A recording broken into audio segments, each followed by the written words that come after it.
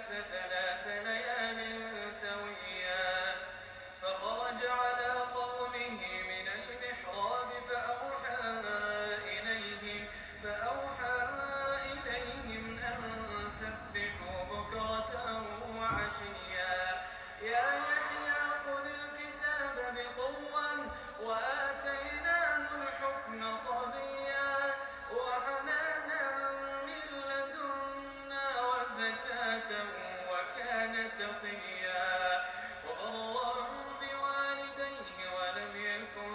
جبارا عصيا وسلام عليه يوم ولد ويوم يموت ويوم يبعث حيا واذكر في الكتاب مريم إذ انتبذت من أهلها مكانا شرقيا فاتخذت من دونهم حجابا فأرسلنا إليها روحنا فتمثل لها بشرا سويا قالت إني أعوذ بالرحمن منك إن كنت تقيا قال إنما أنا رسول ربك لأهب لك غلاما زكيا قالت أنى يكون لي غلام ولم يمسسني بشر قالت أنى يكون لي غلام ولم يمسسني بشر ولم أك بغيا قال كذلك قال ربك هو علي هين ولنجعله آية للناس ورحمة منا وكان أمرا مقضيا فحملته فانتبذت به مكانا قصيا فأجاءها المخاض إلى جذع النخلة قالت يا ليتني مت قبل هذا وكنت نسيا منسيا فناداها من تحتها ألا تحزني قد جعل ربك تحتك سريا. الحمد لله رب العالمين الودود الغفور الحمد لله الذي بنعمته تتم الصالحات الحمد لله والصلاة والسلام الأتمان الأكملان على رسول الله محمد صلى الله عليه وسلم رب اشرح لي صدري ويسر لي أمري واحلل عقدة من لساني يفقه قولي اللهم لا سهلا إلا ما جعلته السهلا وأنت تجعل الحزن إذا شئت سهلا فيسر لنا أمورنا فإن تيسير كل عسير عليك يسير اللهم كن لنا ولا تكن علينا اللهم انصر من نصر الدين واخذل من خذل الدين اللهم اجعل مجتمعنا هذا مجتمعا مرحوما واجعل تفرقنا بعد هذا الجمع تفرقا معصوما اللهم كن لنا ولا تكن علينا اللهم وحد صفوف المسلمين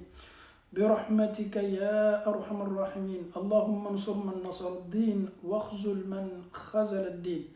السلام عليكم ورحمة الله وبركاته. انفو أني أنبو لمن انقلب بلا كفني لما يفولي سنمان يسنمي أوما أمي أوفو فولي لابدان تفولي منا أو كتسري أو كجيجا أو كتان أبي من دي ألو تعالى ما صنع أني واتي كلين لنبه anya donka foko wati la kulun yukubaye Allah ta'ala yaro kiraku sallallahu alayhi wa sallama ni'matani maghbunun fihima kathirun minan nas ko Allah ta'ala adamadon ladiani fembelebele flay me ma chama nyina ni meni herebelebele flako afolo as-sihha wal farag ala yekene mindi amma yalo amini kenya kanka kemuna ala yɛrɛ fana kɛnime ka waati lakolo minnu di an ma n'i y'a lajɛ nin waati ɲɔgɔnna la an caman sabatini bɛ an ka sow kɔnɔ ka bɛn tɔɔrɔya min bɛ bi dugukolo kɔ kan bɛɛ b'a ka so kɔnɔ donc an y'an jija an y'an ka sokɔnɔ sigi nin fana kɛ nafa bɔfɛn ye an yɛrɛ ma anya nafa bo ni kewali nyumaw ye ni bara nyumaw ye ni lamini nyumaw ye ni ala kofalu la chayali ye amala taala dali anka seconde ni minute ni eri kelengele nambe amala taala dali ka anse afariya bola ka anse abdullah dokunyana ka do dagma yere fe ko no ya ambe ala taala bolo ala mukal am fawni ambaw bi anyu wala da do swazi ani nyonche ne mi yere be kan kuma tumado ne yere ma ko bin wala da la kusebe am fawni ambaw aw klosen ma minu keto ni wala da la mena afana me neni aw nafa kusebe minye ka ibaden islam nyo iteri ka adondon wala maka dili ke ama julu ka julu do ala silamaye mu fo julu fe ani nyonche yalo eske ni aw torola an kan kata anyasi ambado man ko yamma de mewa silamaye julu yere taka bla bondaj man kono am fawni ambaw julu ye koye ni ye ala taala yere ka latige ye ka laburi aka jonka abedu ke bana wiye nafolutu wiye ayere be do ke mawiye olu ka balo bobolo ayere fana me kla fana ka do ka balo ko bale yawma ayere be kla fana ka lajar bi libele nyasin jondo ma nyine ala taala ka daniye neni e ya yere soro o korona nale an kan ka fo ala taala be ko ke o beni me awma yalo nine torola wala ma e torola yala eske neni e kan ka nyo segere kata julu tawa eske neni e kan ka nyere julu bonda kono wa an fawni ambo ala kara sallallahu alaihi wasallam dan fenin kafsani be anyo madan yo tina dana tinya na ala kara yere juluta kodi wi ala kara juluta ebe adama denyo juluta la wati adon ka foko bele yale be mablala ebe adama denyo bola wati kata fendo ta katoro asetai ya don ka fo tinya na bele yale be adama den blala kara sallallahu alaihi wasallam aye juluta sharia sona juluta minuma parce que nangongo juluta la dagani me sharia sona mima koro yedi slamaya ye boda di ama julumunu talila nate do ala so bonda kono anga kuma na nyini mode kada kan kuma be fo ma chama ma famya ni ka famyale a jane ya fo anyana koni antoro la konan segala kame se kata juluta ko boda di la ma mo fo de slamaya sona juluta mi na be slamaya sharia kitu dafa slamaya sona de ma ala kara sallallahu alaihi wasallam nya fo yesi waye juluta kira danima ka sayalla fenka asela ka yere soro domin ka do misiri kono fanga nyana ma yere te ala kara la don ka sabati asenka me noya kala doni adula misiri kono kira domin kala misiri kono aka kuma kan fola kala munye ko yalaw na soro mo ka julube ne muhammadu la bayita déclarer na soro nye juluta do fe nyina na ko wala ma sara folo ma nyini be fe bayita déclarer o ba yara ka foko ala kara sallam juluta ma ke ko bay ala kara sallam mais julu sara baliya le koy nimbana ka to ka saya banana julutu me ala kara la sallam ay julu ni soro togodi kera bola londo ka beta suman san ka beta balo san ka beta dumini san ka la do dembaya kan adona fentunte ala kara poshila war untabolo atagala lola kata juluta ka kla yere fana ka keleke dereki ke julu garantie ala kara yo ke sallallahu alaihi wasallam subhanallah et le prophète sallallahu alaihi wasallam ya ka statut mafle un prophète pas comme les autres prophètes c'est la meilleure des créatures au fana tu julutu me ala kara la mais aye juluta ka be muma tumado aye juluta ka do sumane la ka kaba wala ma bimbiri wala ma nyosa wala ma ka fengere san ka lado aka demaya ka komi wari tabolo asina ka dereki mina be fama arabu kana ko adira no beta keleke yoro be dereki min do yere kana ko odisu latanga ka bo fleshuma ayo dereki le ta ka di aye juluta chemi fe lola ya do de ma nini ki ka julu sor wati ne mena kana ka julu sara ala kira ka juluta sallallahu alaihi wasallam ayere fana lani me sayal la fenka julu ni sara yere setaye allani me akawati labano julu ni sara sete ala kira sahaba gbere le tiena ko ala kira julu mu milani ne bena julu garanti ta julu yere ye benka bo e yere ka donc en fawni ambaw ala kira ka juluta sallallahu alaihi wasallam sahabaw ni ɲɔgɔn cɛ o ye julu don ɲɔgɔn na mais o ye julu min don ɲɔgɔn na silamɛya sɔnna julu don cogo min ma sariya ka bɔda di julu ta cogo min ma o ye o julu le don ɲɔgɔn na an bɛ Alahu taala deli ka faamuyali ko ɲuman di an bɛɛ ma Alahu taala bolo ala m'o kɛ la an bɛ n'an yɛrɛ ye hadisa kɔnɔna na bi hadisa min bɛ kuma julu kan kira sallallahu alaihi wasallam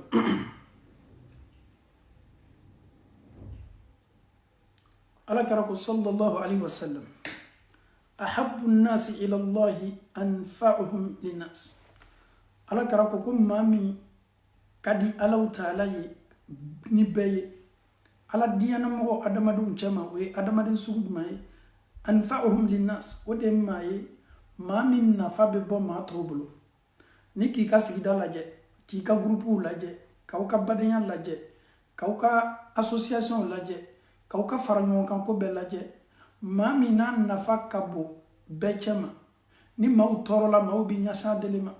ni julu ko bɛ yen maaw bɛ taa ka taa julu ta ale ma ni lalili ko bɛ yen maaw bɛ taa ka taa lalili ta ale bolo maa min ye nafa ye aw cɛma o ye maa min nafa bɛ se bɛɛ ma o kosɔn n'i y'an ka sigidaw lajɛ tuɲa na saya dɔw bɛ yen a ka kunna maa min jɔnnen bɛ ni fɛn min bɛɛ ye maa min kɛlen bɛ ka ekɔli sara di bɛɛ ma maa min yɛrɛ kɛlen bɛ ka bɛɛ ka scolarité sara n'o sina ka sa ka bɔ an cɛ ma fan min na bɛɛ bɛ jɔrɔ bɛɛ bɛ hami yirisun belebele bɛ naani nin dɔ nafa tun ka bon ni maa mako bɛ ko la bɛɛ bɛ ɲɛsin ale le ma ala kira ko sallallahu alaihi wasallam ko maa min ka fisa ala yɔrɔ ka tɛmɛ aw bɛɛ kan o de ye maa ye maa min nafa ka bon société ma maa min nafa ka bon badenya la maa min nafa ka bon wa ahabbul a'mali ila Allah baara min fana ka di Alahu taala ye ka tɛmɛ baara bɛɛ kan aw ka baaraw la sururun tudkhiluhu ala muslim o de ye sawa ye i bɛ sawa min labori baden silama kan ja i ye sawa labori i baden kan ja o ye baara ɲuman ye baara min ka di Alahu taala ye aw takshifu anhu kurba gbɛlɛya dɔ b'a kan hami gbɛlɛn dɔ b'a kan ko bɔ kɛni bɛ k'a tɔɔrɔ a yɛrɛ kɛni bɛ k'a bali sunɔgɔ ma ele bɛ sin ka na dɔrɔn ka na ni tɔɔrɔya ta ka wuli ka bɔ a kan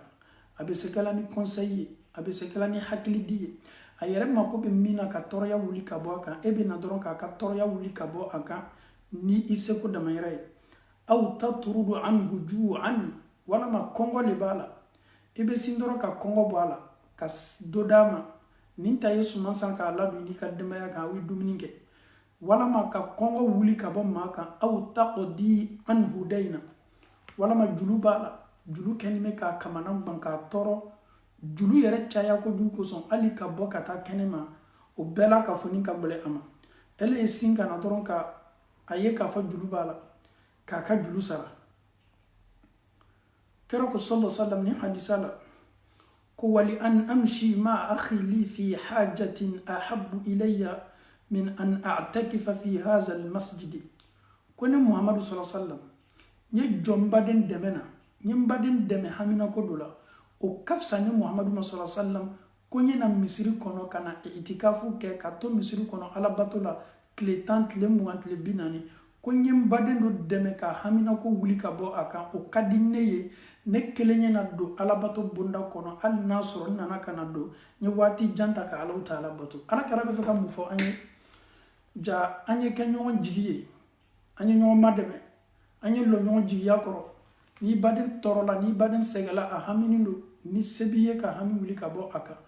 i y'i jija i y'a kɛ an bɛna segin ka na nin kuma na bɛɛ kelen-kelenna b'a yɛrɛ ye nin kuma na a karamɔgɔ wa a kalanden wa a maaba wa a nafolotigi wa a sɛnɛkɛla wa bi anw ka société tiɲɛna maa minnu tɔɔrɔnin bɛ anw minnu ka kan ka gbɛrɛ o la k'o hamina k'o bɔ o kan k'o ladi k'o bila sira ɲuman kan anw de b'olu sabote n'an ye maa ye jɔrɔna ko la an ye maa ye tɔɔrɔya la an y'a ye difficulté la kɛra dɔ ko baara min ka di ala ye ka tɛmɛ baara bɛɛ kan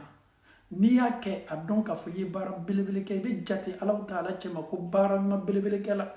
o de ye y'i baden ye hami gbɛlɛn b'a kan anw tɛ an badenw tɔɔrɔ waati si fo ni hami b'o kan e m'a fɔ k'i bɛ se tɔɔrɔya min b'i kan nin i kɛ t'a lɔnna min b'i la juru de b'a la a dogonin bɛ a tɛ se la bɔ la i t'i baden dɛmɛ k'a ka juru sara anw b'o le ta k'o kɛ saboteli ye k'o kɛ yɛlɛbɔnna ye anw badenw tɔɔrɔnin bɛ kɔngɔ b'o la o se t'o ye e bɛ taa ka taa nafolo la fili tiɲɛni kow la k'a sɔrɔ i badenw kɔngɔtɔw don anya donc k'a fɔ ko ni hadisa ka kan ka an bɛɛ la ka fɔ ni servi leçon na i badenw ma filɛ famille lajɛ maa minnu tɔɔrɔnin bɛ i kɔrɔmuso min b'a ka furu kɔnɔna la i yɛrɛ balimacɛ furunin bɛ se t'a ye nasɔngɔ yɛrɛ ko ka gɛlɛn a ma a denw tɛ se la taa la kalanyɔrɔ la a denw tɛ se la taa la ekɔli la ninnu bɛ nin jɔrɔ ni nin haminako ni nin tɔɔrɔya la i balimacɛ yɛrɛ nasɔngɔ sɔrɔ gɛlɛya kosɔn hali ka na a ka so kɔnɔ a bɛɛ ka gɛlɛn a ma anw hakili tɛ se ninnu ma i bɛ anw de ye bi ka nafolo ta k'a lafili fogo cɛ ma k'a sɔrɔ an baden dɔw bɛ yen nasɔngɔ to se to o ye an faw ni an baw hadisa nin ye hadisa belebeleba ye ka i hami i baden bɔ jɔyɔrɔnako la k'i baden haju nɔgɔya surtout ni julu b'a la ala kɛra ko sallam walama k'a ka julu sara julu ye koba ye an bɛna se julu kisa ma sisan kɛra sallallahu alaihi wasallam a ye mun fɛ julu fɛ hadisa la ni ye hadisa ye ala kɛra bɛ hadisa min lakali hadisa min ni albani ye a seniya ka bɔ fi sahih nasa'i kunna julusan inda rasulillahi sallallahu alaihi wasallam sahabacɛ dɔ bɛ ko muhammad bin jahshin a ko londo anw siginin tun bɛ ni ala kɛra ye ni man kisiba ye farafa ra'sahu ila sama ala kɛra sinna k'a kun kɔrɔta ka sanfɛla lajɛ sahabacɛ dɔ bɛ nin kumakan lakali la olu ni ala kɛra tola sigida la londo ala kɛra y'a kun kɔrɔta ka sanfɛla mafilɛ ثم وضع راحته على جبهتيه ثم قال على كراي أبولو بلا أفتمانا فمن تمابلو أيوب بلا أفانجلين في على كراك لا يافو سبحان الله كسنيا بقلو تعالى ماذا نزل من تشديد ندو يكوبلا لا جغنية صحابة وسيغني ما على كراكوكو ندو يكوبا يكومي لا جغلا فسكتنا sahabaw ko ko an bɛɛ la ka fɔ ni jela an y'an makun wa fazi'na an yɛrɛ tilana ka silan ala kɛra ye action dɔ kɛ an ɲɛkɔrɔ a y'a bolo bila yan a y'a fɔ ko subhanallah ko nin de ye ko belebele ye min lajigila olu silanna o jela o makunna o ma sɔn ka ala kɛra ma ɲininka nin kuma na o dugusɛgbɛ falamma kana min alghad ko dugusɛgbɛ min kɛla sa'altuhu ni sahabacɛ muhammad bin jahash a ko ko n ye ala kɛra ma ɲininka ya rasulallah ala kɛra ma haza tashdidu alladhi nuzila ko gbɛlɛn jumɛn de lajigila i ko ko gbɛlɛn dɔ jigila tuma dɔ a bɔra alaw taala bara de kana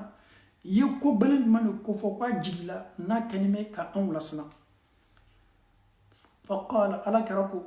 walladhi nafsi biyadi ne bɛ n kali mansa la ne ni bɛ mansa min bolo law anna rajulan ko ni cɛ qutila fi sabilillah i fagala jihadi kɛnɛ kan thumma uhyiya o kɔfɛ ni banna ka don i la thumma qutila i tilala ka faga tuguni jihadi kɛnɛ kan thumma uhyiya o kɔfɛ ni banna ka don i la thumma qutila o kɔfɛ fana i fagala an ye nin lamɛn dɛ kɛra bɛna ko gbɛlɛn min ko fɔ o ye sisan n'a y'a fɔ k'a jigila ka bɔ san na nin ko kɛla ko gbɛlɛnba ye ala kɛra ma a ye misaliya jumɛn d'o ma mɔgɔ min taara jihadi kɛyɔrɔ ka taa alaw taala ka diinɛ kunkɔrɔta yɔrɔ kafiriw y'a faga bɛɛ b'a dɔn k'a fɔ o ye seedu feere de ye ala bɛ tila tuguni k'o tigilamɔgɔ la kunu ka dɔ fara a ka seedu feereya titiri kan ka ni don a la a bɛ diinɛ nin dɛmɛ a bɛ tila tuguni ka faga ala bɛ tila tuguni ka ni don ale cɛ kelen na kɛnɛ kelen nin kan alaw taala bɛ t'o la a bɛ t'o la tuguni kafiriw bɛ a bɔnɔ a ni la o kɔrɔ ye di a bɔnɔna a ni la kɛlɛ kɛnɛ ka siɲɛ 3 nin bɛɛ bɛ kɛla ala de kosɔn a ma décourager k'a fɔ ilo n sala fɔlɔ ma la n tɛna taa la kɔ mɛ a wuli min kɛla tuguni a y'a yɛrɛkun di fo kafiriw kɛla sata ye alaw taala tilala ka ni don a la k'a mafilɛ est ce que a bɛna kɔsegi walama a t'a kɔsegi o bɛɛ n'a ta il est debout il est toujours présent il est en train de combattre toujours fo a tigi ye taa sa aw ye nin barajiba filɛ han a jɔla jɔyɔrɔ a ma reculer a sala a tilala ka kunu a tilala k'a yɛrɛ di tuguni a sala a tilala ka kunu ala ye nin bɛɛ k'a ye ala kɛra ko ni maa min y'o kɛ thumma qutila et puis a laban na fagala wa alayhi daynun ko k'a sɔrɔ julu b'a la a ye baara belebele min kɛ nin k'a sɔrɔ julu b'a la ka sa jihadi kɛnɛ kan ala tilala ka ni don a la a tilala ka sa tuguni ala tilala ka ni don a la a ye kɛlɛ kɛ tuguni a tilala ka sa a yɛrɛ tilala ka sa mɛ ni julu b'a la ma dakhala aljannata hatta yuqda anhu daynu k'a tɛ don arijinɛ kɔnɔɲa si ma f'a ka julu le sara subhanallah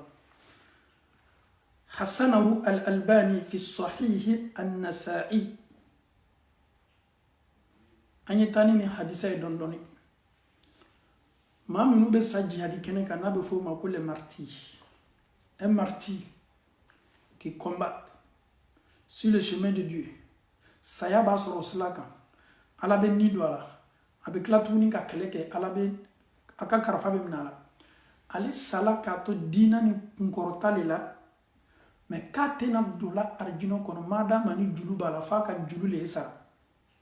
ado fona ko jihadi kela ma munu be sa jihadi keneka toroya min lato kan muru mi mese o ma jani o niye bo ni muru kafuru ka muru bana sela jihadi kela farima muru nya kele mi mesi farima ka julu mu bebe yafa subhanallah jihadi kela joli min bonto o ye nema ni herba jihadi kela ma me koni julu be ala jihadi kela ka horomso abo obama konna arjina kono julumu yafa kala ma Allah taala bulu ala yere diena jihadi kela ka bara bema mais minye adamadon hakeye minye juluye tanke no le masara ka bo ala kwate do arjina kono an fawni ambaw an do tuloni me ko belebele la an yere te sala jihadi keneka an me sala ka so am mendiaw ni ala ko tabaraw de la et nunu to sala ko to sebes la de ka o sala ko to dina ni korotale la o sala ka so o kenime ko yer kundi Allah taala ma o sala ka titiri belebele ninta abe fa titiri ma ko seydou fereya abe fo mi ma ko mamunu sala kele keneka na ma fo ma ko martiu e marti min sala ko marti te do arjina kono funa ka julu sala subhanallah angana kulondulu la bi an busula tigani bi julu ma ko tuguya ame julu taya ame burika tanya rasoro dunya fambre fe nunu nyina na anko nunu nyina ni ko ka julu la me Allah taala ma nyina ko de no slamato ye mo ka julu ta katanya bema slamato ye o erele ta ka duna be kiyamalo ne e ka seli ni ka sunni ka hiji ni ka jakablala ko slantan ma munu te slama ko yono kono ka hake o récupérer yo ka juluta iburlani banki ka julu iburlani société ka julu iburlani société ka julu iburlani banki ka julu iburlani association ka julu iburlani eni mama ye kolaje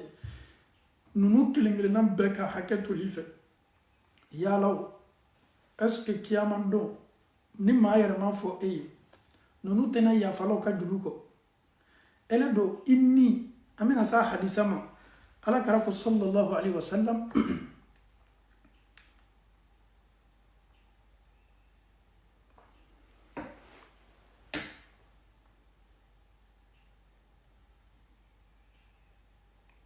alhamdulillah tirmizi beni hadisa la kale ala karako ko mumini ni dani me julule la ale ba ka kaburu kono jonsen mando ala nya saranya jondo asalaka to ala kubara muka me julu min me ale lani o kala sababu ye ka ko bloquer julu kala sababu ye ka ko bloquer julu kala sababu ye ale tumena bénéficier akan nema minula julu kenime ka bali obema an fawu ani ambaw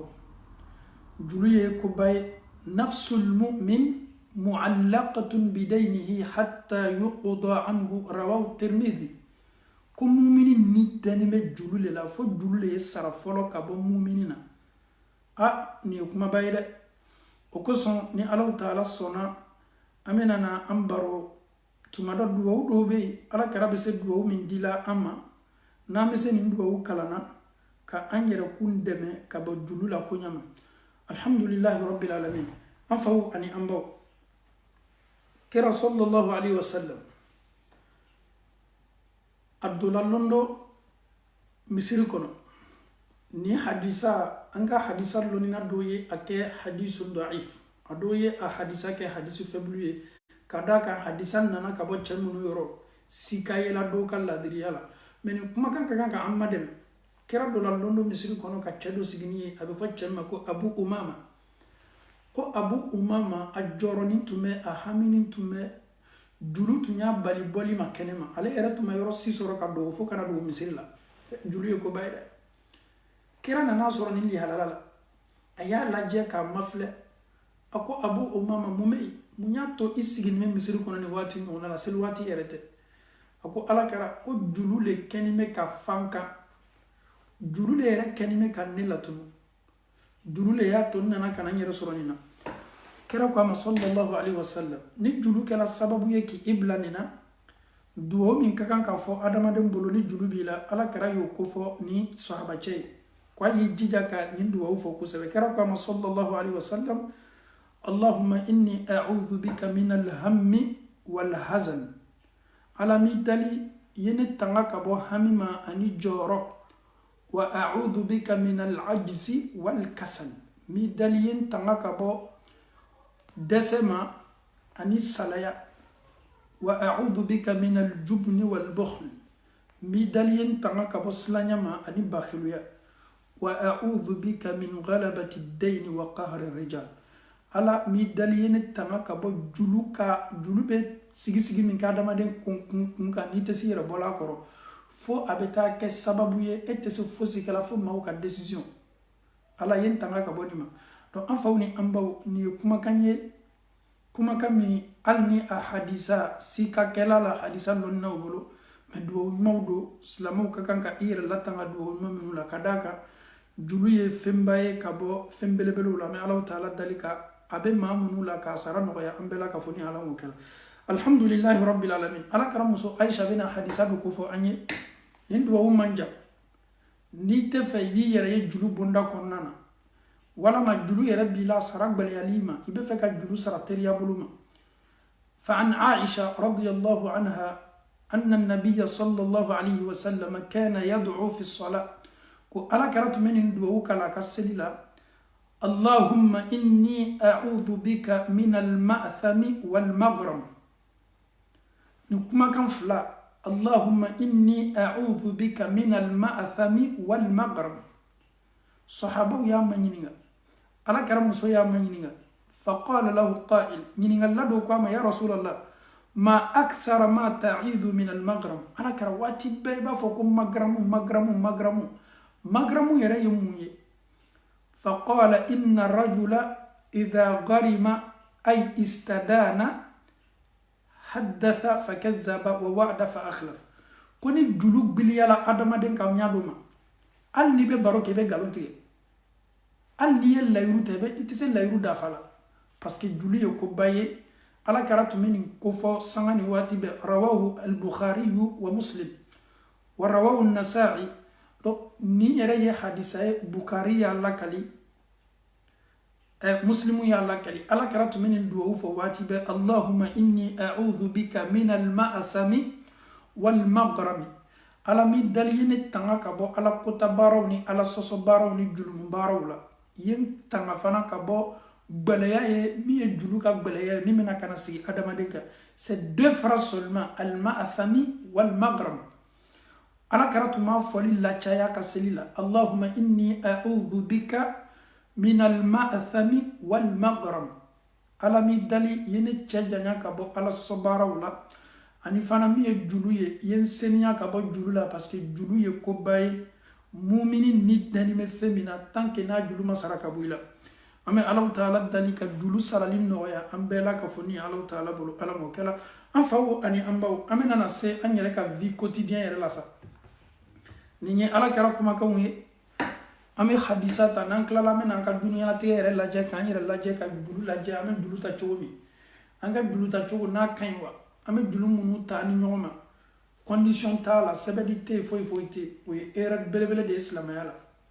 tiɲɛ don a ka gɛlɛn i ni maa min ye san 5 kɛ ɲɔgɔn kan aw dannen bɛ ɲɔgɔn na i ni maa min ye san 2 kɛ aw bɛ don kelen ka bɔ kelen lanatiyaw bɛ yen i ni maa min ye san 10 kɛ san 15 san 20 walama aw faw ye sigi kɛ aw baw ye sigi kɛ famuw bɛ ɲɔgɔn dɔn kosɛbɛ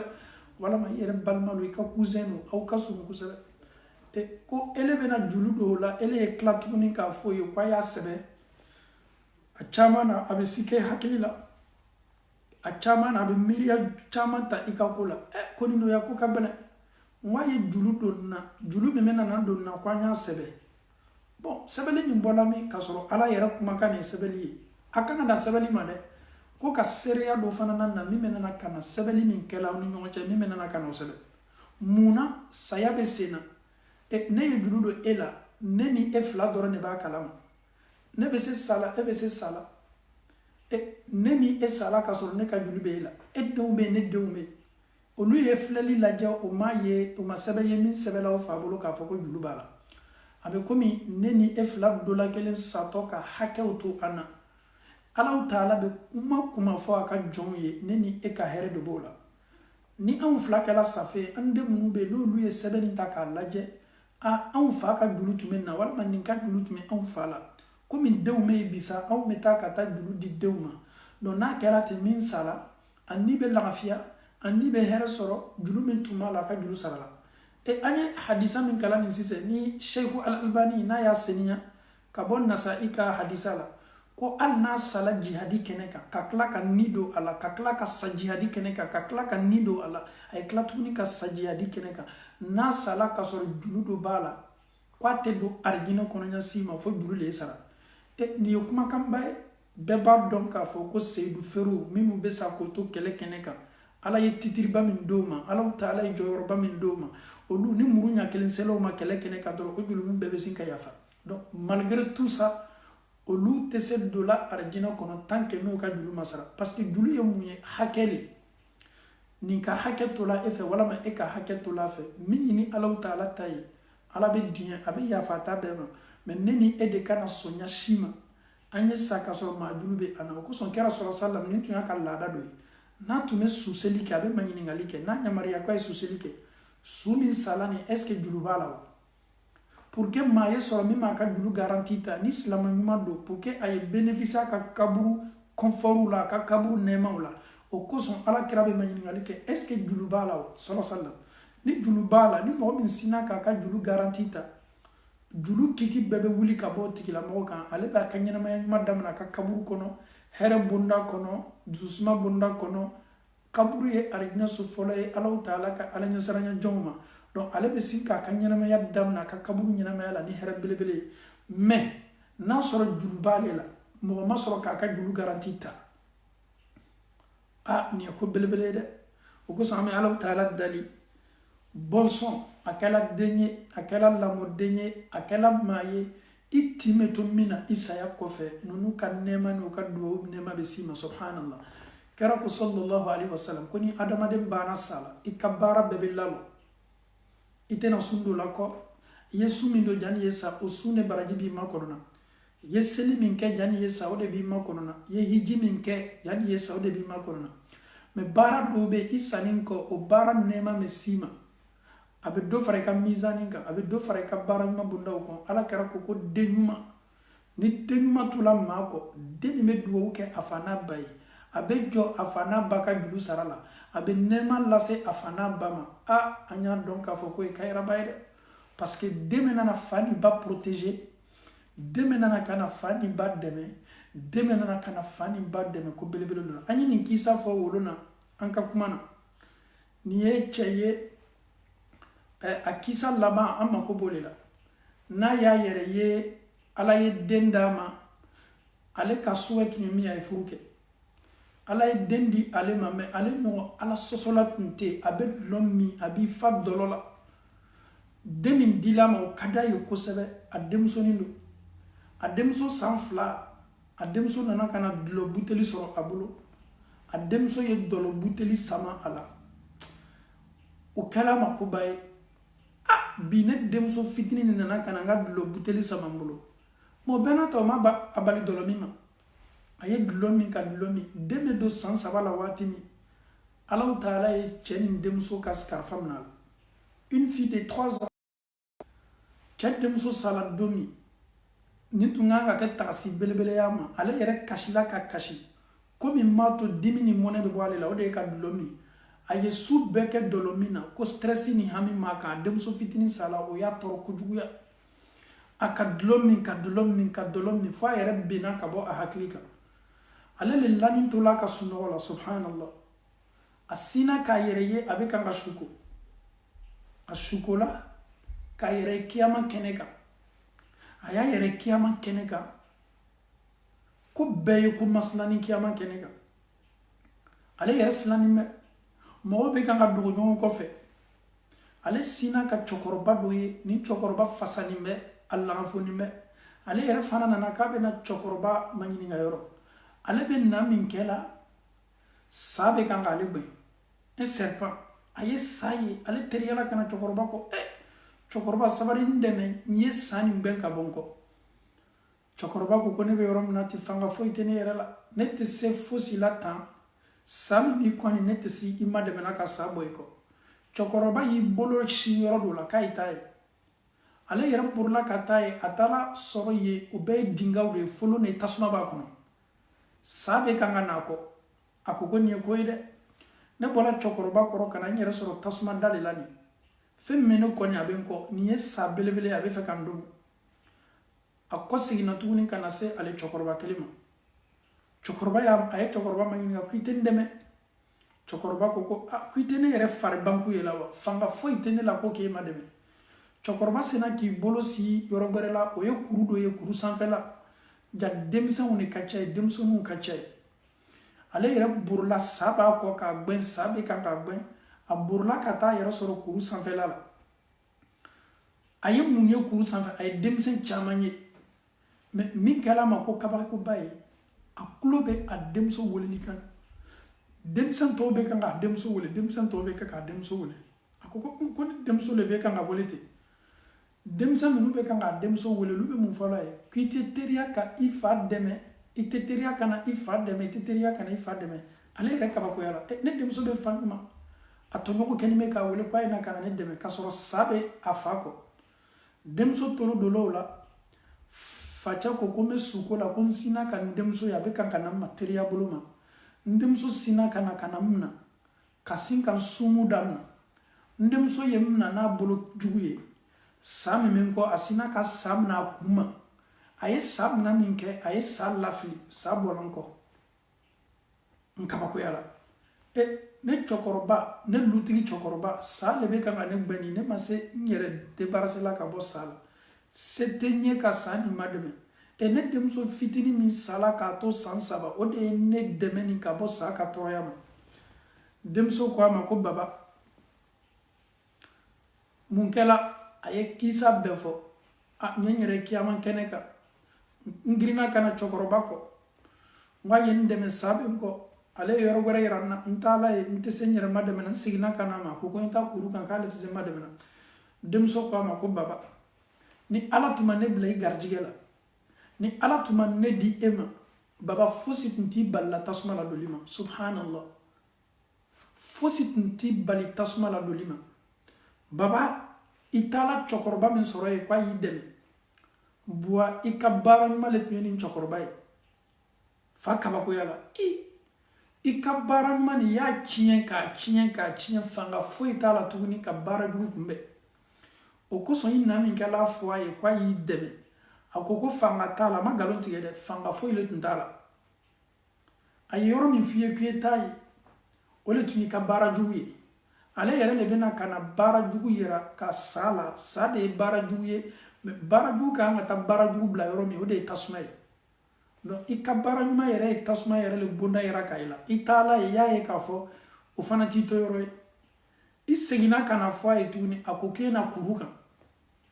denmuso kelen min b'i bolo tuma dɔ n'o bɛ s'i dɛmɛ na o de ye ne ye n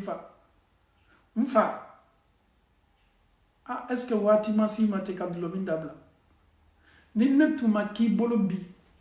n fa sika foyi tun t'a la i ka kunnadiya n'i ka kisi tun bɛ gbɛlɛya denmuso ye kuranna aya kalan ko alam ya'ni lillazina est ce que waati ma se adamadenw ma wa maa minnu ko sɔnni bɛ Alahu Taala ye ka changer ka kojugu dabila wa ni cɛ bɔla nin suko la min kɛ a wulila teriya bolo ma k'i ko k'i da seniya a taala seli yɔrɔ a donna misiri la a nana alimami sɔrɔ alimami tilala fatiha kalan na alimami bɛ aya kelen min kan ka kalan fatiha kɔfɛ a denmuso ye aya kelenw ɲɔgɔnna de kalan a ka suko la ale yɛrɛ ko ala la ko tiɲɛ na ko nin ye waati ye ne ka kan ka changement don ka ɲɛnamaya la cogo min nin ye waati ye ne ka kan ka n ban ala sɔbaara bɛɛ ma o kosɔn an faw ni an baw suko dɔw bɛ yen a suko bɛ na ka na ne ni e lali le nin ye an terikɛ dɔ ye a ye nin fɔ an ye baro bolo ma seli tuma dɔ seliko tuma bɔ a ma ale fana sukola londo a ko k'a y'a yɛrɛ ye k'a fɔ ko a bɛ komi a ni bɛ kan ka bɔ ko fɛn dɔ nana ka na a kan seere k'a étouffé k'a nɛnɛkiliko bɛ gɛlɛya a ko fɛn misaliya tun bɛ komi nimɛlɛmɛlɛ k'ale ale yɛrɛ wasila ka wasi nin fɛn bolo ale b'a ka so kɔnɔ a kelen pe a bɛ suko min kɛra nin fɛn kɛlen bɛ k'a kan bisi mais ani nin bɛ ɲɔgɔn na mun na o le ye selibaliya ye o le ye mun ye o le ye selibaliya ye mun n'a tɛ seli la mun n'a tɛ seli la donc ko waati sela a ma ten waati sela a ma depuis ale tilala ka suko la alimami tɛna seliko fɔla ale ye kɔ wajibilikɛla tɛna seliko fɔla ale ye kɔ ale ye min ye a ka suko la supposons ni nin tun bɛnna ale ka saya ma a sala ka sɔrɔ ni Alahu Taala man di a yɛrɛ sala ka sɔrɔ a bɛ sila ka Ala tɛ diɲɛna sila min ma o kosɔn sukokanw bɛ na adamadenw ma siɲɛ kelen to a bolo k'a dabila a bɛ n'i ma siɲɛ fila a dabila i cɛ janya ka bɔ nin na siɲɛ kelen siɲɛ fila mais non an tɛ lala o si la kɛra dɔ ko ama sallallahu alaihi wasallam ko fɛn kelen min tola ka na adamadenw lasawa fɛn kelen pe min tola ka na ci fɔ adamadenw ye ciden tɛnɛ nana kɔ dɛ ala kumakan bɛɛ dafani mɛ mais an bɛna fɛn dɔw ye an ka rêvew la an ka sukow la minnu bɛna ka na nouvelle annoncer an ye kira kumakan ni sallallahu alaihi wasallam nouvelle juman don k'an wele ka taa ala ma nouvelle juman don an y'an cɛ janya ka bɔ tiɲɛniw la i yɛrɛ bɛ kan ka tiɲɛni dɔ kɛ tɔgɔmasɛrɛ dɔ bɛ n'i ma k'i ladi i ka suko la a dabila teriya bolo ma mais n'i ye nin ko to yen ten ni min a jate lalili tɛ lalilikan min bɔ ni maa yɛrɛ y'a yɛrɛkun lali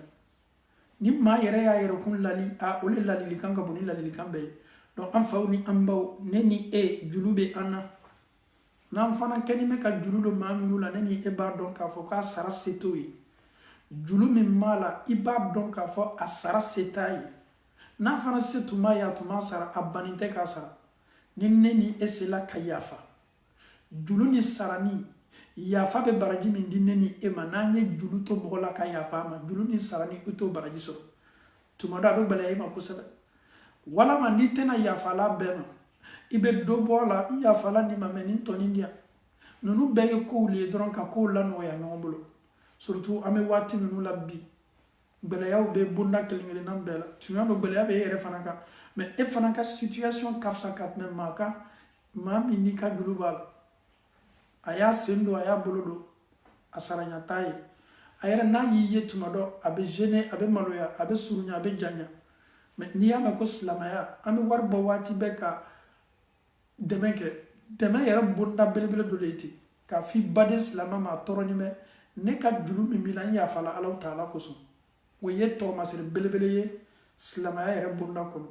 tu sais que ça ne va pas tu sais que il souffre mais malgré tout ça tu l'imposes i b'a convoquer mais taa n'a ye justice la mais e yɛrɛ b'a dɔn k'a fɔ maa min tɛ denbaya la balo sɔrɔ la à quoi sert de le convoquer à la justice i b'a dɔn n'i taara n'a ye justice la i b'a lebu de i b'a kuma jigi maa dɔw y'o yɛrɛ ye kaso la k'a fɔ ko julu b'o la a bɛ ko min lase o mɔ ka ɲɛnamaya la ka la ka sa o ka di o ye o y'o yɛrɛ sɔrɔ nin kɔlɔlɔ la mais e bɛ se k'a tigi ma dɛmɛ ka nin bɛɛ bɔ a kan parce que e ta le b'a la i y'a wele ka telefɔni na ala kɛra kumakan nin yan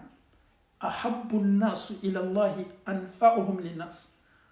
wa ahabbu al-a'mali ila allahi sururun tudkhilhu ala muslim ko baara minnu ka di ala ye o de ye ka i balima lasawa lasawali tɛ k'a fɔ ko ka kado san ka di maa ma o dɔrɔn tɛ o lasawali ye min ye ka juru min b'a la a sara se t'a ye i sin k'a wele k'o ka gɛlɛn ne ma dɛ mais ne yɛrɛ bɛna di n ka julu nin ma e kosɔn subhanallah ala kɛra kama o de ma ko ka julu bɛ adamaden na k'a ka julu sara julu bɛ cɛ nin na i lɔ ne bɛ n ka jaka bɔla nin waati ɲɔgɔnna la julu kɛlen bɛ k'a tɔɔrɔ i lɔ n ye n ka jaka ta k'a di a ma a y'o k'a ka julu sara ye a bɛ fɔ nin de ma ko ka hami gbɛlɛn wuli ka bɔ i baden kan mais nous c'est pas le cas an yɛrɛ bɛ hami triplé de i ye wari d'a ma k'a ye baara kɛ entre toi et Dieu tu sais que c'est pas une tiɲɛnikɛla tɛ wari le tiɲɛn'a bolo a y'a yɛrɛ k'a la a tiɲɛna n bolo le i ka tɛnsoya julu t'a la k'a fɔ ko naani t'a la o t'i n'a ni ɲɔgɔn cɛ mɛ n'a ko tiɲɛni kɛl'a bolo ele dɔ b'a dɛmɛ ni ala le kosɔn n'a ko ko tiɲɛni kɛla bolo mun na i tɛ change bɛrɛ d'a tigilamɔgɔ ma tiɲɛni kelen min kɛla bolo k'a sɔrɔ e yɛrɛ tiɲɛni nin kɛla e yɛrɛ bolo i ka ɲɛnamaya la a ka ca ne ni wari min tiɲɛna an b'an ka ɲɛnamaya la a ka ca mɛ n'a tiɲɛna mɔgɔ wɛrɛ ma ni anw y'an ta di olu ma anw bɛ sin ka kɔntaki bɛɛ tigɛ an ye mobili la taama a ma kɛ ka ɲɛ n y'a bila n ka bondɔ la a ko ɲagamina tuyan de tiɲɛnikɛlaw bɛ yen mɛ dɔw bɛ yen a bɛ tiɲɛna u bolo de la an kana adamaden bɛɛ kun basi bere kelen na adamadenw tɛ kelen ye nafolo ye fɛn ye n'i y'a di maa ma k'a y'a latanga a bɛ to a latanga la a bɛ se tiɲɛna bolo a b'a dɔn marchandise la marchandise bɛ se bloqué la marchandise bɛ se nana a b'a dɔn juru la juru yɛrɛ wariw tɛ sɔrɔ nin bɛɛ bɛ se kɛla an ka adamadenya la donc an y'a dɔn k'a fɔ an ye hinɛ ɲɔgɔn na an kana ɲɔgɔn kunna bila an ka juruw fɛ an kana ɲɔgɔn saboter an ka juruw fɛ an y'a dɔn k'a fɔ ko alakira sɔlɔ salam a ye juru ta nɛɛma ni kisi b'a ye juru yɛrɛ tun bɛ alakira la nɛɛma ni kisi mɛ mɔgɔ si tun t'a kalama a yɛrɛ de ye juru déclaré a tun bɛ sa la waati min ni maa min bɛ se ka nin cɛ ka juru sara ka bɔ ne la non même le prophète sɔlɔ salam a ye juru ta an bɛɛ bɛ juru ta ni yɛrɛ de y'an ka adamadenya taa ɲɛ ye mɛ an bɛ min ɲini silama bɛɛ fɛ an ye kɛ maaw ye maa minnu bɛ hinɛ dusukasi ko belebele dɔ bɛ an ka bi waati ɲɔgɔnna la silamaw baara nin ka bɔ alaw taala ye ni baara dɔ o ye baara jumɛn ye an bɛ waati minnu la nin tout le monde est chez soi bɛɛ b'i ka so kɔnɔ waati minnu la bi nous les musulmans anw minnu ye jagokɛlaw ye anw minnu ye commerçants ye anw minnu ye transporteurs ye an ye siran alaw taala ɲɛ dɛ nin waati ɲɔgɔnna le anw ka marchandise feere ye sɔngɔ gbɛlɛ na subhanallah anw m'an ka marchandise feere ɲɔgɔn ma waati nin yɛrɛ crise waati nin ka di silama dɔw ye nɔnɔmugu min bɛ feere 1000 francs a bɛ sin k'a feere fo 5000 et sukaro min bɛ feere 500 a bɛ sin k'a feere 10 000 ko mun na ko parce que ko ja ni gbɛlɛya nana subhanallah ni silama yɛrɛ comportement kɛla ten k'i ni la wari kan ka gbɛlɛya labori i badenw kan nin ko sugu ka go silam nin ko sugu man di ala kɛra tiɲɛ don commerçant bɛ se a ka fɛn feerela prix y'a diya mais commerçant fana kana na profiter adamadenw sɛgɛnni mɛ adamadenw tɔɔrɔni mɛ duniya mansaw bɛɛ bɛ kan ka fonctionnaires ka saraw ma filɛ maa minnu tɛ se la baara la ka wari dɔw d'o ma ka di sɔngɔw lajigi ka courant sɔngɔw lajigi Belgique yɛrɛ yan carburant essence sɔngɔ bɛ kan ka majigili n'i taara station na k'i bɛ essence k'i ka mobili la i bɛ taa sɔrɔ a bɛ majigi la parce que u b'a dɔn k'an bɛ waati minnu la nin gbɛlɛya waatiw le i kana na fɛn gbɛlɛn bila adamaden kan subhanallah i m'a ye an ka masa ɲuman caman ye déclaration kɛ kalo nin a caman na maa minnu ma baara u ka saraw bɛna d'o ma k'o kɛ to a lajɛ la électricité k'a mafilɛ ni a sara bɛ se nɔgɔyala maaw ma ɲami ni de ye silamɛya jogo ye mais chez nous en Afrique les musulmans je dis bien nous les musulmans n'i taara lɔgɔfiyɛ la ka taa sannikɛyɔrɔ ni sunkalo makɔnɔ sela ni sunkalo yɛrɛ bɛ fɛ ka se anw yɛrɛ ka marchandise tɛ gbɛlɛya waati si fo nin waati ɲɔgɔn na o kɔfɛ ne ni e b'i jɔ an ka seliyɔrɔ sunkalo n'a ka sunkaloya ko ni dugawu kɛla allahumma adkhilna aljanna ala m'an donna arijinɛ kɔnɔ i b'i bolo kɔrɔta n balimacɛ i bolo lajigi tu es méchant et c'est beaucoup méchant en islam. Profiter de cette situation qui est marchandise feere sɔngɔ gbɛlɛ na mais tu es très très mauvais n balimacɛ i kɔnɔ ka jugu i ma ɲa si ma e bɛ adamadenw ka tɔɔrɔya waati le filɛ puis e fana bɛna marchandise imposer o kan subhanallah e silamaw ni anw ye ala kɛra jogo lajɛ sallallahu sallam o kosɔn silama bɛɛ tɛna don la arijinɛ kɔnɔ ni kumaw yɛrɛ fɔla sika foyi t'a la mais segin nin kuma kan les ennemis de l'islam ce sont nos frères et sœurs musulmans kuma nin m'a fɔ dɛ tuma dɔ kuma nin bɛ ba dɔw la les vrais ennemis de cette religion c'est nos frères et sœurs musulmans dans les marchés ils sont mauvais elles sont mauvaises dans les lieux feere bɛ kɛ yɔrɔ yɔrɔ marchandise min tun ye kunu 2000 ye marchandise sela 500 la cogo di min yɛrɛ bɛ nana ka na san o tɔɔrɔ ni mɛ a tɛ se la ka baara nin tile filanin na a bɔra so kɔnɔ ni marchandise wari de ye marchandise dɔ bɛ e bolo bon na e yɛrɛ fana sawani bɛ nin waati ɲɔgɔnna la ko n bɛna n ka marchandise prix triplé k'a triplé k'a quadruplé mɔgɔw ma a dɔn k'a fɔ ko c'est méchant c'est mauvais ni yɛrɛ bɛɛ le kosɔn est ce que bana min bɛ an ka nin bana nin bɛ se bɔla anw ka sisan wa malgré il y a la difficulté il y a d'autres qui sont en train d'empirer encore les choses mais c'est d'être mauvais c'est juguya minnu ka bon ni juguya bɛɛ ye wallahi min kali alaw taala la me kila kan kali Allahu Ta'ala la ka kila fana ka karamɔgɔ cɛ seniman ba nin ka kumakan nin ta k'a répéter ala ma ala hinana la dafa ɲa kelen n'a tɔgɔ fɔtɔ an bolo ka nɛɛma se a ka kaburu ma ka se a ka denbaya ma min ye an karamɔgɔba ye Muhammad Sherif ko ala la hinana la ko ni tubabu tun selila Muhammad Sherif bɛ nin kuma fɔ waati min anw ma lɔn ka fɔ an bɛna tubabu la ko ni tubabu tun selila farafin tun tɛ tubabu ye arijinɛ kɔnɔ ɲa si ma c'est à dire o tun bɛ don an ɲɛ bi ko o ka hakɛ lɔ o ka hakɛ dɔn o bɛ adamadenw gasi latanga o b'a dɔn k'a fɔ nin situation ɲɔgɔnna la o ka gouvernement bɛ fara ɲɔgɔn kan ka décision gbɛlɛnw ta socialiw bɛ di maaw ma i ye silamɛ ye i tɛ silamɛ ye c'est même pas le problème non nin n'an ye famille kelen ni anw de tun ye tubabu ye an tun tɛ social di parce que ne ka taa fɔla le ko n bɛna kɛ n ka maaw dɔrɔn de un blanc te connaît même pas que tu viens de la Somalie, Libéria,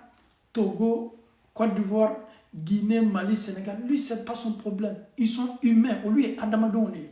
N'olu bani yela k'a fɔ ye adamaden de ye comme olu e ni dɛmɛ de ka kan i bɔra duniya fan fan c'est même pas le problème. O bɛ so d'i ma maison sociale i bɛ si a kɔnɔ so min di tu ma fana o b'i dɛmɛ ka dɔ bɔ a bon sara la ya salam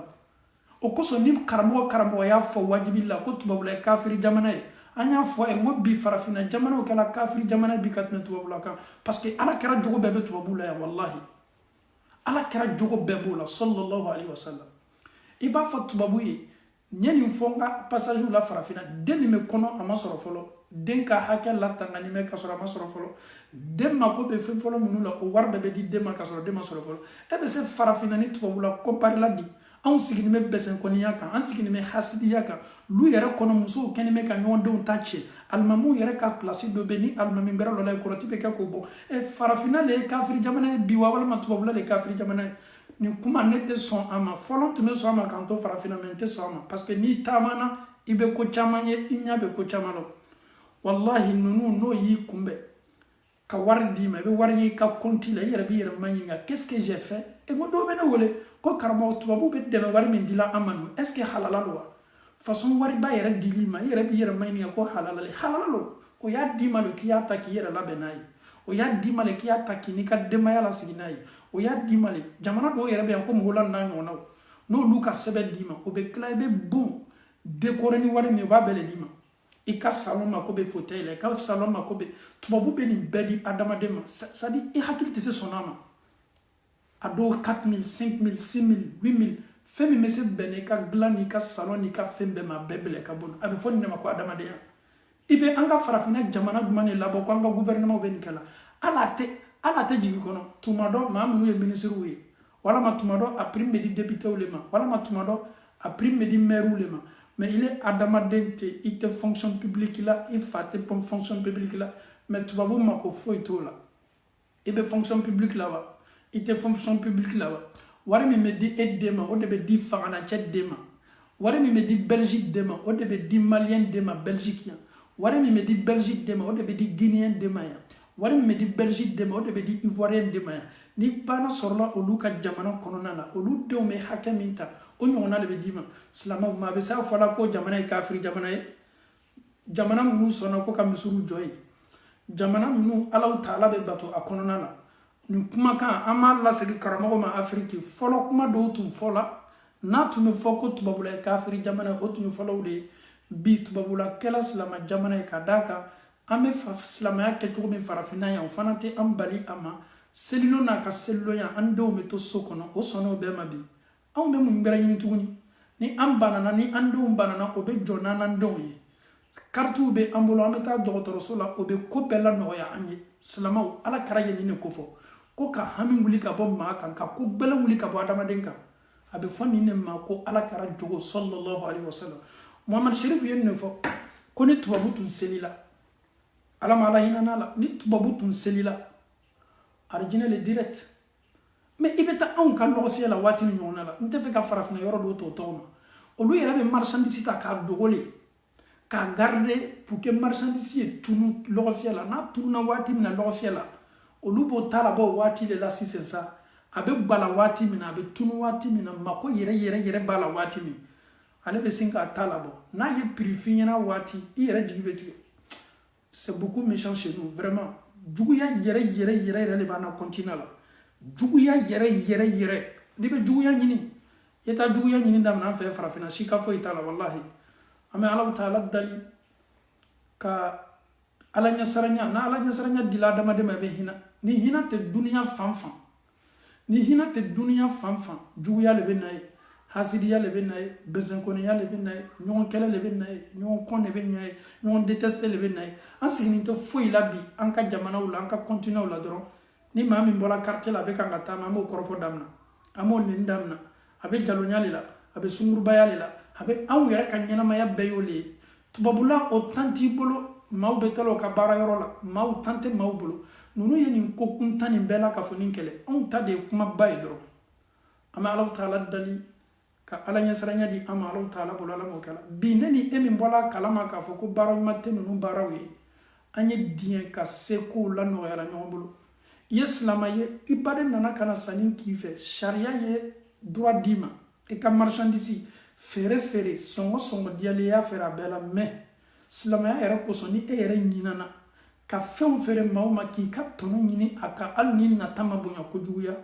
o fana ye baara ɲuman ye. I b'a kɛ ni ala ɲɛsiranya min ye, i b'a kɛ ni hinɛ min ye, Alahu Ta'ala b'i sara ni hinɛ ko ɲa la, sika foyi t'a la. Mais e bɛ fɛ ka wari sɔrɔ fanga la, ka sɔrɔ fanga tɛ wari di maa ma. E bɛ fɛ le ka tɔnɔba ɲini maaw kun, fɛn min se tɛ maaw ye. Hali n'a ma f'i ɲɛna ko haramu ye, mais i fana ye kɛ hakilima ye, i fana y'a dɔn k'a fɔ ko an ka kan ka kow le la nɔgɔya ɲɔgɔn bolo. An bɛ Alahu Ta'ala dali ka nin faamuyali ko ɲuman di an bɛɛ ma Alahu Ta'ala bolo, ala m'o kɛla. Julu bɛ baden na, an bɛ Alahu Ta'ala dali ka julu sara nɔgɔya o ye, ala m'o kɛla. I bɛ anw de ka jamana ye, a ɲɔgɔn ko makabanin tɛ.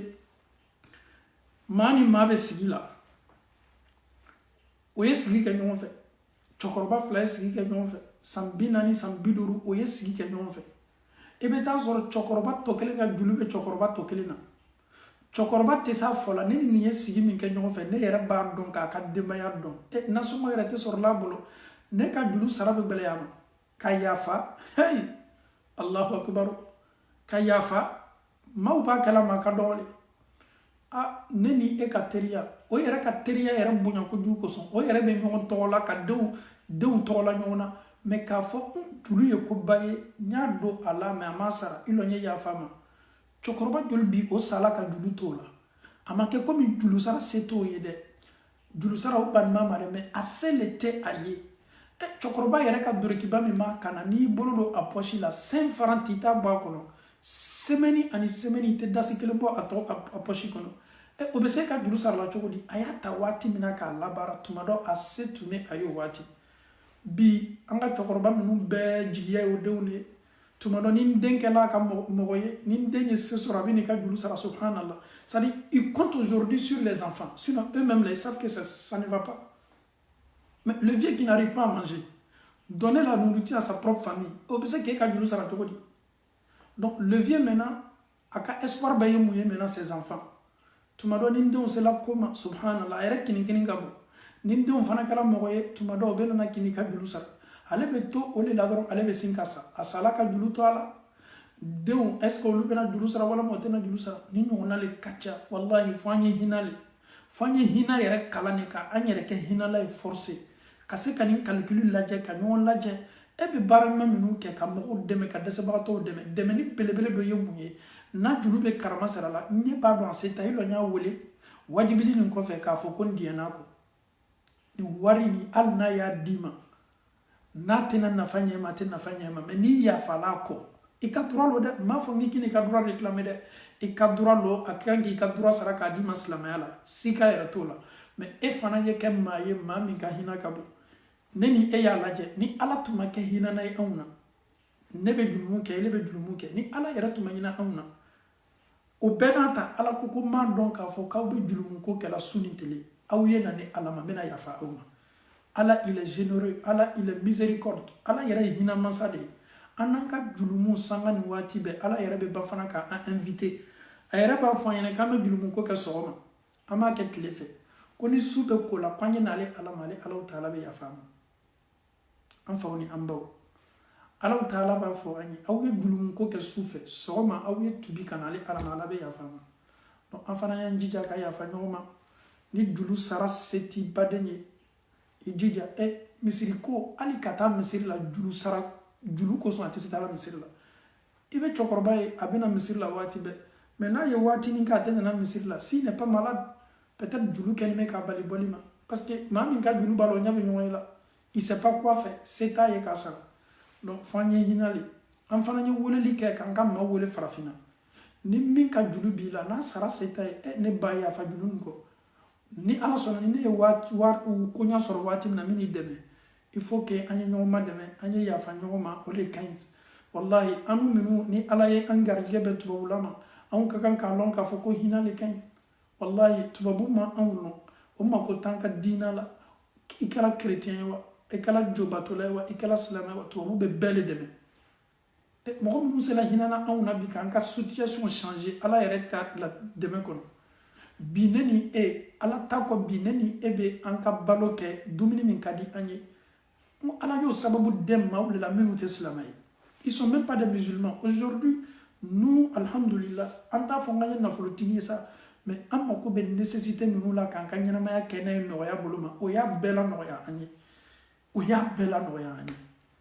silamɛw anw fana bɛ mun ɲini tuguni an fana ye diɲɛ ka yafa ɲɔgɔn ma o de cɛ ka ɲi o de b'a to an bɛ ɲɛnamaya kɛ kɛko ɲuman na anw bɛ hɛrɛ minnu la yan olu fana y'o hɛrɛ ɲɔgɔnna sɔrɔ julu min b'a la i y'a fɔ dɔrɔn k'i yafa la kɔ pour que a dusu fana ye lajigi mais ni maa minnu bɛ yen julu sara se b'o ye o banni maa ma n'i ma maaw ka julu sara kiyama n'i sala ka mɔgɔ julu ci la k'a sɔrɔ a se b'i ye i bɛ s'a sara la ha i ye kojuguba kɛ o ye dɛ